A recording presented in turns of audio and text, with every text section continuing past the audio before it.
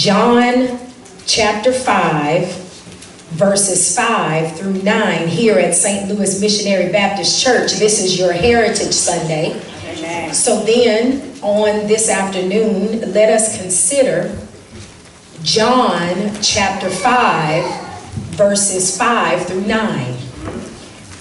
The Bible tells us one who was there had been an invalid for 38 years. When Jesus saw him lying there and learned that he had been in this condition for a long time, he asked him, "Do you want to be well?" "All right, sir," the invalid replied, "I have no one to help me into the pool when the water is stirred. While I am trying to get in, someone else goes down ahead of me." Then Jesus said to him, "Get up, pick up your mat and walk." At once the man was cured. He picked up his mat and walked. Again, that verse 9. At once the man was cured. He picked up his mat and walked. So this morning I want to talk about hope in action. Hope in action. You may be seated. On this Heritage Sunday, hope in action. Some may say, McCoy, why would you even bring up the topic of hope in a church filled with black people? Hope. I mean, some would say that that's pointless. It's a pointless conversation talking about hope. I mean, because when we consider, even in 2020, the legacy of racism in America, it's altogether overwhelming talking to black people about hope. Some folks are rendered helpless when talking about hope. They're rendered hopeless in a world filled with darkness. There is a book entitled Black Dignity in a World Made for Whiteness. The book is written by a black woman by the name of Austin Channing Brown. She talks in this book about what it was like as a little girl growing up in a black body. In the book, she talks about how hope has died for her. Hope is dead, this woman writes. She says the persistence of racism in America doesn't lay the best fertilizer for hope to grow. And here I am standing up here talking about hope in action. I mean, hope? Yes. In her book, Miss Channing Brown says that she admits that for her, hope has died 1,000 deaths. She says, I hoped that a friend would get it, but hope died. I hoped that the person over here would be an ally to me, but hope died. I hoped that my organization really desired change, but hope died. I hope that racist policies would change, but hope died. I hope that history would not repeat itself, but hope died. I hope that things would get better for my children, but hope died.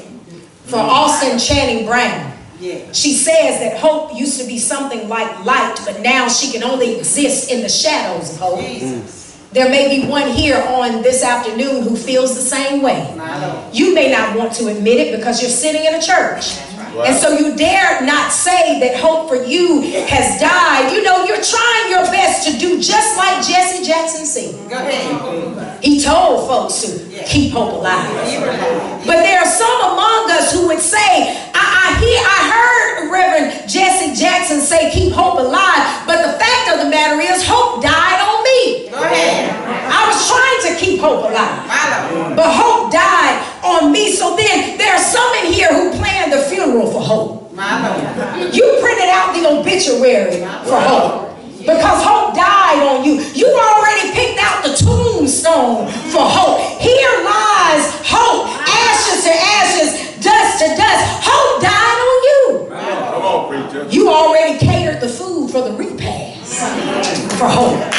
May as well eat a piece of chicken because hope died on you. Maybe this man in our text had hopeless days. I know we don't want to talk about losing hope, so let's just focus on the man in the text. Maybe he he was living a hopeless day. Yes. It was, after all, another feast, and Jesus is there in Jerusalem, and there in Jerusalem is a pool called Bethesda. Yes. Hundreds of sick people were there at this pool. There were blind people at the pool. There were crippled people at the pool. Yes. There were paralyzed people at the pool. And this man had been an invalid for 38 years. So when Jesus saw him stretched out, and he was by the pool, and Jesus knew that how long the man had been there, he raised a relevant question. Do you want to be well? Perhaps this man had accepted disappointment. So when Jesus raised the question, he didn't even answer the question. If you read the text, he did not even answer the question, do you want to be well? Maybe he had accepted disappointment and simply said, I'm confined to a bed. Do I want to be well? I'm too weak to take care of myself. Maybe he accepted disappointment. Maybe he said, my body doesn't work well. I've accepted this pain. I've accepted being here by the pool rather than in the pool. I'm ashamed of my condition. I wonder what accepting disappointment looks like. Perhaps this man, he had hoped to get well. But for 38 years, there he was, and there was no hope in action.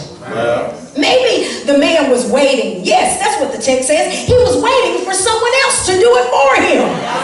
He was waiting for change. Somebody else will do it. You see, because all these people were coming around. He's waiting for someone to put him in the pool. He's watching what everyone else is doing. Did he ever even try? I'm just watching. And you know how people watching is, don't you? Have you ever been to the mall and just sat there and people watch? Something happens when you just watch other people pass by. Time flies. And the thing about this life is that you can make more money, but you can't make more time.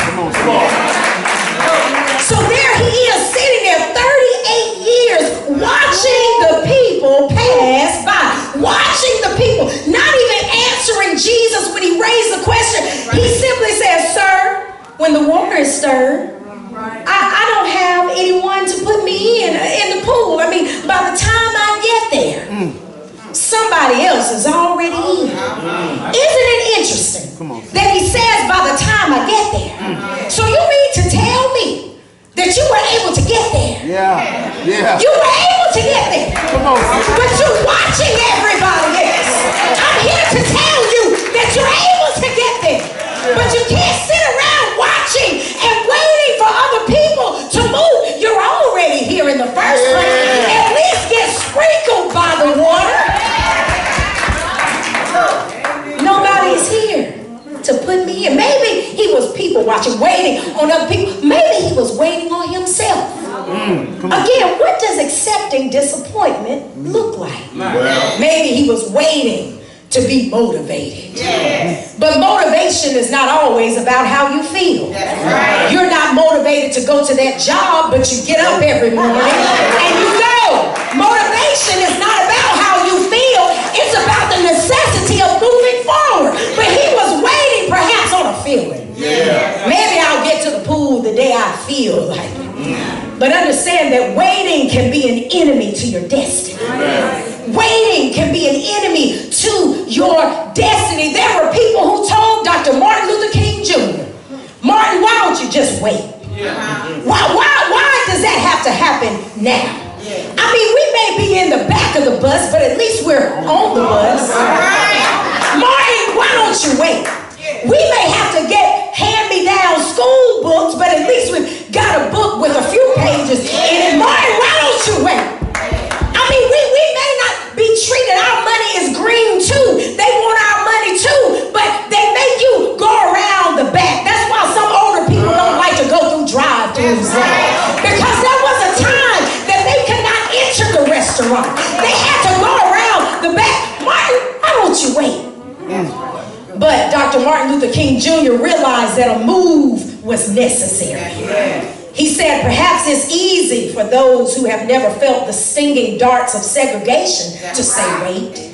But when you have seen the vicious mobs lynch your mothers and fathers at will and drown your sisters and brothers at whim, when you see the vast majority of 20 million Negroes, brothers, smothering in an airtight cage of poverty in the midst of an affluent society, you say wait, but when you suddenly find your tongue twisted and your speech stammering as you seek to explain to your 6-year-old daughter why she can't go to the public amusement park that has just been advertised on television, and you see the tears welling up in her eyes when she's told that Funtown is closed to colored children. And you see the ominous clouds of inferiority begin to form in her little mental sky. You're talking about wait, but when you take a cross-country drive and find it necessary to sleep night after night in the uncomfortable corners of your automobile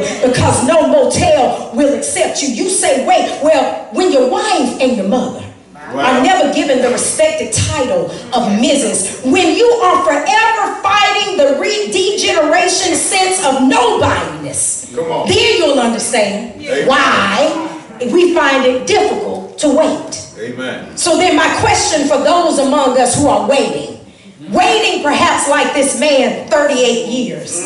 My question to those of us who are waiting, do you know that waiting can be an enemy to your destiny? My question for you is, what are you waiting for? What exactly are you waiting for? And if you're waiting, you better know what you're waiting for. Because the time is going to come when it's no longer time to wait, but it's time to move. What are you waiting for? You better be able to answer why you're waiting. Because you see, while you're waiting, there are children in our community suffering. While you're waiting, our elders don't have food and medication. Make sure that you know why you're waiting. What are you waiting for? This man is there waiting. And we understand that sometimes it's necessary to wait. Sometimes it's paramount that we wait. But notice in the text that this man, Jesus, comes along, but notice that Jesus doesn't do all for this man. You see, the man could have continued to wait even after God showed up. And see, that's some of our problem. God has already told you yes. God has already said move. And you're still waiting on the Lord. Thank God. This man didn't do that. He's there, and notice Jesus, he makes this miracle happen. But he doesn't pick up this man's bed, nor does he walk for the man. That tells me that God is going to do some things for us, but we have to be committed to what we can do for ourselves. You see, in 2020, we have to do what we can.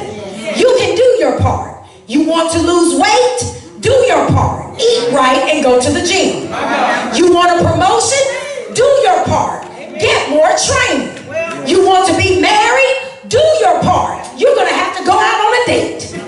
You want a job? Do your part. You have to put in an application. You want to learn more? Do your part. Enroll into an education program. You want to do more? Save your money. Don't be like me spending your money on Amazon. I can talk about it. If you want to save money, stop spending money. If you want peace, stop talking so much. Stop telling people all of your business. Stop telling everybody else's business. Sometimes we're in trouble because our mouths put us there. Do what you can. If you want a house, if you want a car, you have to work on your credit. You see, God won't do what he gives you to do. You have to do it yourself. God is able, and so are you. You have to be a person of action in order to operate in kingdom excellence. Believers have to put hope in action. You see, because the word operate is an action word. It's not enough to just hope. I'm going to sit here hoping. I'm just going to sit here hoping. I've been hoping for 20 years. I've been hoping for 30 years. I'm just going to sit here hoping. But Frederick Douglass said, I prayed for freedom for 20 years, but received no answer until I prayed with my legs. All right. You see, you got to get up and do something. Prayer ought to activate us to be people of action. We don't have to accept the way things are. Amen. Disappointment does not have to be your disposition. You see, I say that on today because even as a little girl, as a young girl, I was disappointed when I did not score well on a test called the SAT. I was disappointed when I got my grades. And I could have just stopped right there. You see, disappointment does not have to be your disposition. I didn't score well on that SAT, but God helped me and encouraged me to not accept that type of disappointment. Because you see, I realized that I was greater than an SAT when I earned a PhD. Your disposition does not have to be defeat. Your disposition does not have to be disappointment. If blacks in America had accepted disappointment, then we would be second-class citizens. If blacks in America sit back and not vote, then Fannie Lou Hamer and all of those who went down to vote, their journey would be in vain. You see, if I had accepted disappointment, then on Friday when I went down to the voting poll, I would not have gotten out of my car. If I had accepted disappointment, then on Friday I would not have walked over to the man who asked me what my name was. I gladly told him what my name was, and I stood there, and when I saw the voting booth, I walked not just for me, but I walked for Fannie Lou Hamer because she didn't give up. I walked for Dr. Martin Luther King because he didn't give up. I walked for my grandmama. I walked for my great-grandmama. I walked for my great-great-grandmama because I didn't accept disappointment. If we accept disappointment, then we would still be drinking from colored-only water. If we had accepted disappointment, we'd still be sitting in the back of the bus. If we had accepted disappointment, we wouldn't have our own schools and businesses. If we had accepted disappointment, the power of the black church would be null and void. We've come too far now to accept disappointment. I say we've come too far to accept disappointment. You know they taught you when you were a child, this little light of mine, I'm going to let it shine. This little light of mine, I'm going to let it shine everywhere I go. I'm going to let it shine. So my infinite hope is that you will get out and vote. My infinite hope is that you'll fight against justice. You'll fight for justice. You'll fight against injustice. My infinite hope is that you'll fight against racism. My infinite hope is that you'll fight against those who try to keep little black and brown children suspended from school. My infinite hope is that you will fight against poverty. My infinite hope is that you will fight for mental freedom. My infinite hope is that you will fight for civil rights, that you will fight for personhood, that you will understand that the man in this text did not have to wait for over yonder for his situation to change. And you don't have to wait for over yonder for your situation to change. God wants us to be part of an earthly movement towards righteousness. Jesus was a political freedom fighter. If you know anything about Jesus, Jesus was one who bucked against the system. He told the rich, unlike the poor who were blessed, that they face woes. Jesus was a political revolutionary. He criticized the king. Jesus was a political revolutionary. He spoke harsh words to leaders of nations when they disregarded the needy. That's why the saints of old, they say, my hope is built on nothing less than Jesus' blood and righteousness. I dare not trust the sweetest frame, but wholly lean on Jesus' name. On Christ, the solid rock I stand. All other ground is sinking sand. On Christ, the solid rock I stand.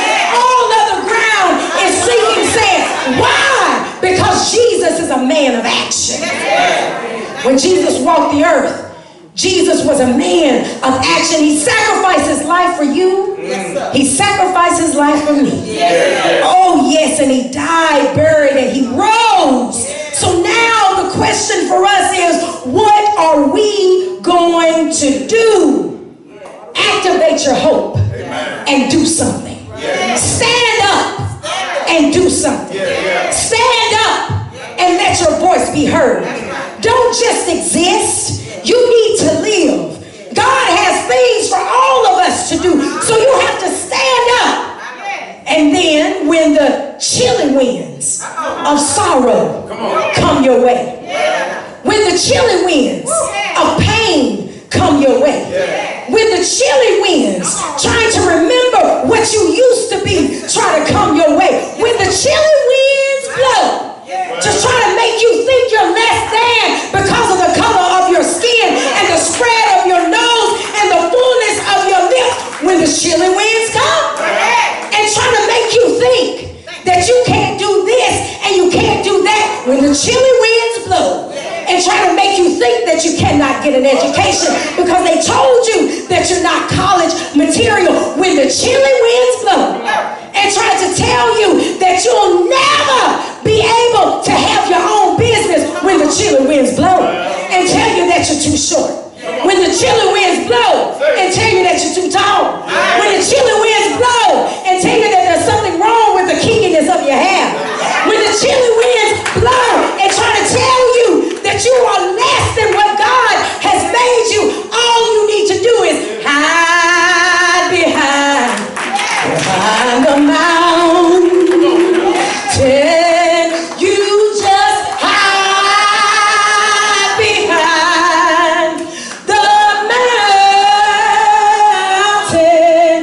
You just hide behind the mountain. That's where the chilly winds don't blow.